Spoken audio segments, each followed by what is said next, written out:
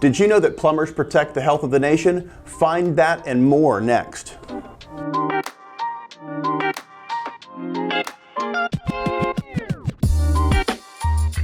So we were talking about plumbers protecting the health of the nation and really the art of plumbing. So at Tempo, we've got a wonderful plumbing department. We've had plumbing at Tempo now for, I think, going on 10 or 15 years. And we've had different versions of what we would call plumbing, and most of that starts with the responsible master plumber. Jarrod, we've got the best person to talk about plumbing today and what plumbing means to Tempo Air. So with that, I want to introduce Jarrod Thomas, our responsible master plumber. Welcome, Jarrod. Thank you. I appreciate you having me today. Yeah, no, not a problem at all. So kind of talking about that. So Jarrod was with us for, I felt like a few years. Then you left to go be a responsible master plumber for another company. Yeah. And really, when we had the position to open back up, you kind of jumped at it, right? Yeah, that's pretty much what happened. Okay. Yeah. Well, made the call. Yeah. Well, I really appreciate you coming back with us. Really, you bring a tremendous amount. So if you would, tell me a little bit about yourself. Let's back up several steps about how you got into plumbing.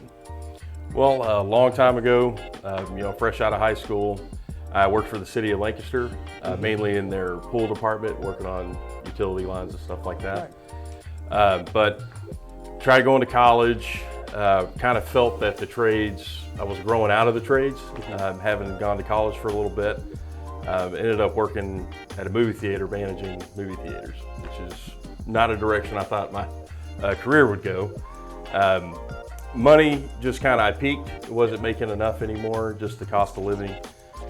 Then I decided to get a factory job, and I kind of peaked there. And what I was noticing, I was always hitting a stopping point. Yeah. And I had an opportunity to come up to work for the Dallas Zoo in their facilities division, and that was kind of my idea. Is like, man, if I could just get in there, I have a chance of getting back into the trades. Right. So I took that opportunity and worked there for 7 years, got licensed, and then I met Justin, which used to work here, yeah, and convinced me to come on at Tempo and just try it out, see what I would like about the private sector of plumbing instead of the public sector.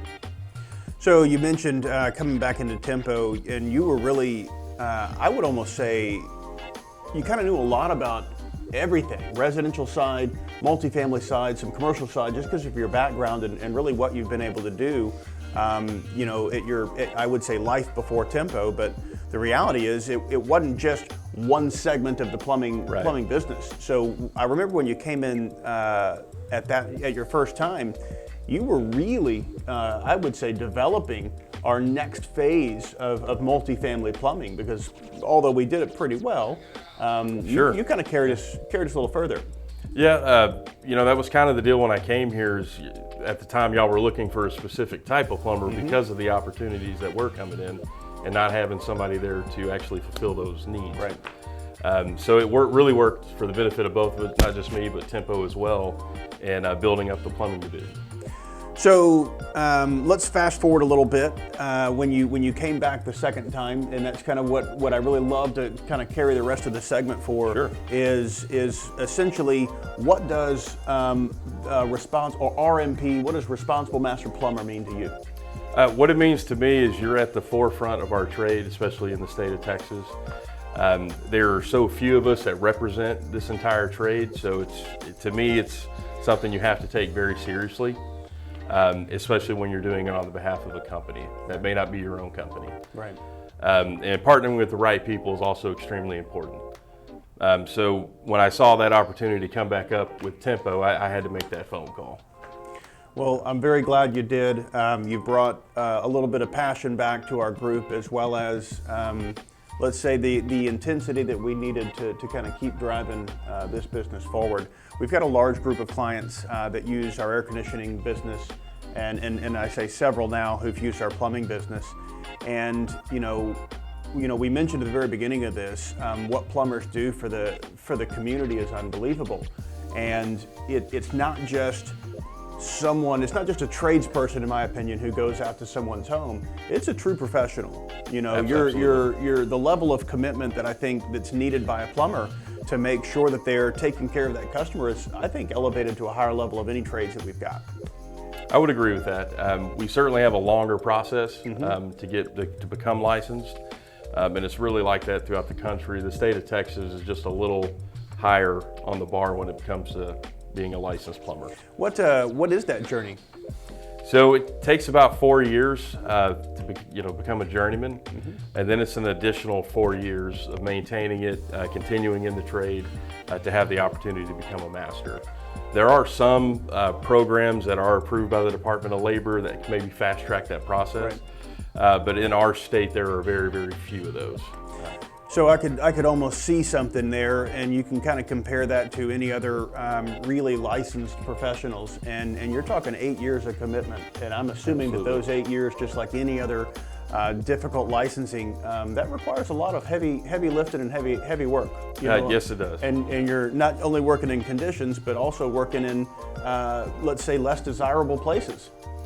Would agree. Tunnels, attics, lift stations, sewer lift stations, both water and sewer. So a lot of confined space training. Our safety has to kind of be at a different level because we're not just protecting ourselves. We want to make sure we're protecting everybody that we're working for.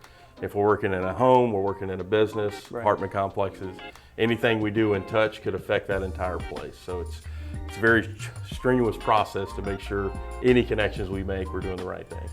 How are you taking steps currently to make sure that the plumbers we have are kind of getting the training they need and we're following the path to make sure that they're able to provide these let's say essential service, this essential service? Well, technology's catching up with us. We're starting to get new innovations. The big part of our trade that I like is vendors being able to come out, bring a rep, and give us specific product training.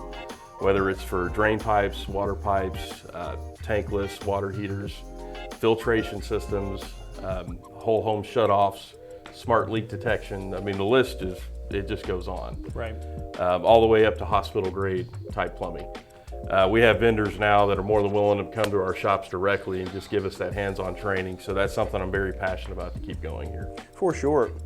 You mentioned some of these vendors and different things, and it kind of made me think a little bit about the technology of plumbing. And although tankless has been around for a while, it's really, I think, more of an option that you see in new construction and really retrofit all the time. You know, what's the buzz about tankless? More energy efficient. Now you do have to have power now to plug in, and even though it is a gas appliance, you have more computers built into them now, more functions to make them more efficient, as well as recirculating system, buffer tanks. So you can get these units now, and that's all in one package, when it used to have several steps attached to an old tankless. So technology is just getting better, and they're making the units last longer. And that's something that we saw the first wave. They had pilot lights in a tankless, which is what you see in a tank type. Now they got computers, and they have smart pumps and all these cool things that even I to today still am learning. Right. I don't know everything, right? So that's something that I like about our trade as well. The constant change always gives you the opportunity to learn something new. Well, you mentioned something there to me, making something last longer, and maintenance is one of those things that I think really helps with that. So talk a little bit about what we do for maintenance in plumbing, how we help the customer help their equipment last longer. So for all of our members or anybody that just calls us needing a plumbing inspection, even third parties, we're willing to do. What we do is we come to the home, we check every single fixture, we check every drain, every shutoff. We even do a camera inspection on the main line through a main accessible clean out. And we also check appliances to make sure they're all working. So we check valves, we check angle stops, we check pumps, we'll check your water heater, we'll cycle test it to make sure it cycles on and off properly. We also flush it, which will let us know if it has hard sediments, and that'll give us an idea of the water quality in the home at that time. And then we provide options on how we can address any findings that we have. So you mentioned flushing. On a tankless, it would be a D-scale? It would be a D-scale. Okay. Yeah, we use a solution which it's non-toxic. But we isolate the unit itself and we pump that solution through the heat exchanger and make sure we flush out any sediments and buildup. Very nice. And then we flush it with fresh water before we turn the main outlet back on. So both of those, whether it be a water heater, tank type water heater flush, or a tankless descale, that's a requirement by the manufacturer. It is a requirement by the manufacturer. Yeah, so not only does it help prolong, well, let's say that, prolongs a life, but it lets you stay within your manufacturer's warranty period. Yep. Absolutely. We also provide that in our writing now to our customers, which is not normal practice a couple years ago. But educating the customer, letting them know, we're not out here just trying to make a dollar. We want to take care of people and take care of the products that we install and be able to back up our warranties. Yep. So educating them on that and what manufacturers require, I think, is extremely important. Well, you mentioned a few things. Hard water. I think hard water is something that most of our community knows a lot about. I know in our subdivision we've got lots of issues with hard water. I say calcium buildup around fixtures. You see glass in showers with water lines on those. What are some of the solutions that we provide for things like that? So we have small electrical devices up to a whole home, several stage water filtration systems, softeners as well. Technology's kind of caught up with that as well. We have some that do require power, we have some that don't. We like to provide options for all three. So we have softener filtration, carbon filtration, and then we have single stage, and then we have our electrical device called a Flow-Tech. So those are essentially removing the mineral or what is so it really it does do? eliminate and soften, and it breaks it down to such a microscopic level it no longer sticks to your piping and fixtures and flushes itself out. Something you notice once you have something like that in your home is when you take a shower. You get more lather out of your soap than you normally would have. I do see that. You ever taken a shower and then you come out and you feel dry? Yeah. That's the calcium and magnesium that's still in the water. Okay. Now, although it's not toxic levels, Right. It is a danger to the home and it does irritate skin. Okay. So the options that we provide, even our most affordable option, the Flow-Tech, eliminates that. Okay, very cool.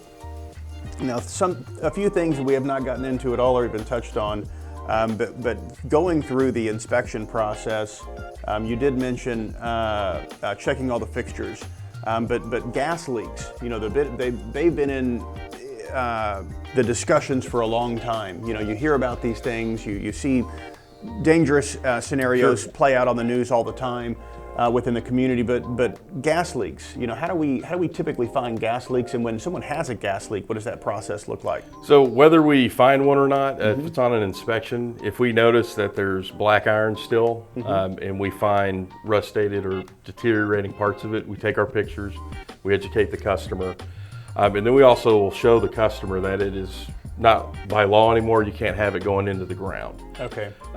In the past probably 5 to 10 years, we've had some accidents throughout our state with gas explosions, which is very scary. And the conclusion to all of those is they still had black iron gas pipe in the ground. Okay. And what we do now is we use a polyethylene piping. So it's yellow or orange, it's gonna be one or the other. And we run that underground only, and anything that's metal is above ground now. Okay. So that eliminates deterioration and also eliminates fittings in the ground, which is less chance of leaks. So no doubt gas leaks are something that can be tricky to find or even really, let's say, involved to solve, because it's not like a plumber can just come out and say, I got the gas line fixed, you're all set. There's kind of a regulatory process through the inspection through the permitting and through the city. Absolutely. So if the gas company comes to your home, if you call the gas company because you think you had a gas leak, they're going to turn it off, they're going to lock it out, and they're going to tell you to call a licensed plumber. Right. So we come out, we test the line, we verify if there is a leak or not, and we also test the yard service and the home separately. So that way we can isolate the home and then we can isolate the gas piping outside. And if we find leaks, we address them, whether it be a full repipe or just a repair. In some areas of the home, we're not allowed to just make a quick fitting. We have to do a whole replacement. Right. But once that replacement's done, we test it again, we call for an inspection, and once we're green tagged by the city, only then will the gas company come back out and turn your gas back on. This could be a couple days, easy. Yeah, it's usually a 2 to 3 day average. Yeah. Well, very involved for sure, and I know we have probably touched the tip of the iceberg as it relates to plumbing, but I know that we're up against a little bit of time. Jarrod, I can't thank you enough for being a part of the I appreciate program. Love to see you maybe on a future series or future episodes where we Absolutely. talk a little bit deeper dive into plumbing and really what that means to our customers and not only to our partners but our customers as well. I can't wait. We have a lot of new products coming down the line. One thing I'm excited about is heat pump water heaters. Yeah. So the next episode I'm here, I would love to go over those. Yeah, heat pump water heaters. Again, I think they've been out for quite a while. Quite a while. And with the electrification of things, trying to get more less fossil fuel dependent. That's a huge step in that direction. So Absolutely. I think that's something that we would love to do. So knowing that we're kind of ending, let's say, ending an era. Really, it's ending a series with Tempo for this vlogging with Tempo, and we're gonna soon get to that next set of series. Jarrod, I can't thank you enough for being a part of this. Appreciate it. Yep, Thank you. Really appreciate it. So with this being said, this is the end of our program, or end of our show today. Please like, subscribe, comment, and make sure you share this channel. So if you have any questions, let us know. We'd love to hear from you. And again, thank you for spending some time today with us. Tempo doesn't just do air, we also do plumbing. Give us a call. Yeah, if you need plumbing, we're the people. Thank you guys. We'll see you next time.